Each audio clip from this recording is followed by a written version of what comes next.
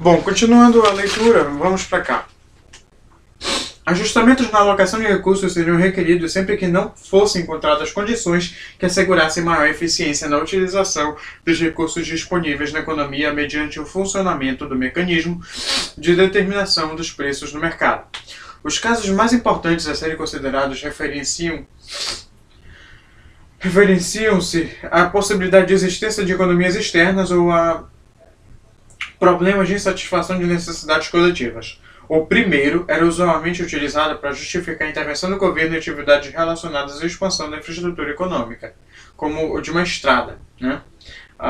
Deixa eu ver, nesses casos, a rentabilidade do projeto, considerados os efeitos diretos e indiretos sobre a atividade econômica na região, é bastante superior à rentabilidade que resultaria da apreciação isolada do empreendimento. A intervenção do governo visando orientar a aplicação de recursos nesse setor seria, portanto, justificada. O segundo caso refere-se à produção de bens cujas características especiais de demanda tornem o mecanismo de determinação de preços no mercado incapaz de orientar a aplicação de recursos com a finalidade mencionada. Esses bens, que, segundo a definição de Paul Samuelson, seriam chamados de bens públicos, distinguem-se dos demais principalmente pela indivisibilidade de consumo, isto é, devem ser consumidos por todos, independentemente de manifestação individual de preferências. Exemplos clássicos desse tipo de bens são fornecidos por serviços de segurança e justiça. As exigências de manutenção da ordem interna e externa e de defesa nacional constituem uma necessidade coletiva da comunidade. Todavia, na medida em que é impossível avaliar a quantidade desses serviços que é consumida pelos diferentes indivíduos, a determinação de um preço por meio do mercado pelo mecanismo clássico de oferta e de demanda torna-se impossível. E, na ausência de um preço de mercado, a alocação de recursos para a produção desses bens por parte do setor privado afigura-se também impraticável. Daí a exigência de intervenção do governo com o objetivo de satisfazer essas necessidades coletivas, utilizando a tributação para obter compulsoriamente os recursos necessários ao financiamento de sua produção.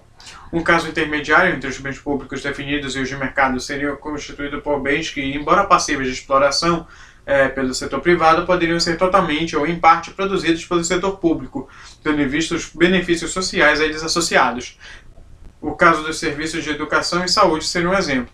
Embora passíveis de serem produzidos pelo setor privado, um elevado nível de preços pode impedir, especialmente em países de baixa renda, o acesso de uma parcela substancial dos habitantes aos benefícios resultantes da oferta dos serviços mencionados.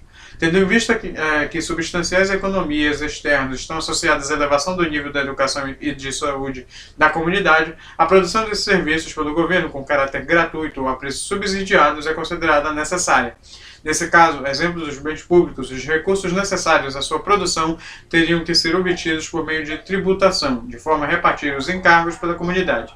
Musgrave denominou esses bens de bens meritórios, tendo em vista que seria exatamente o caráter de mérito associado à sua produção que justificaria a intervenção do governo com o objetivo de produzir em quantidades superiores àquelas que seriam normalmente produzidas pelo setor privado.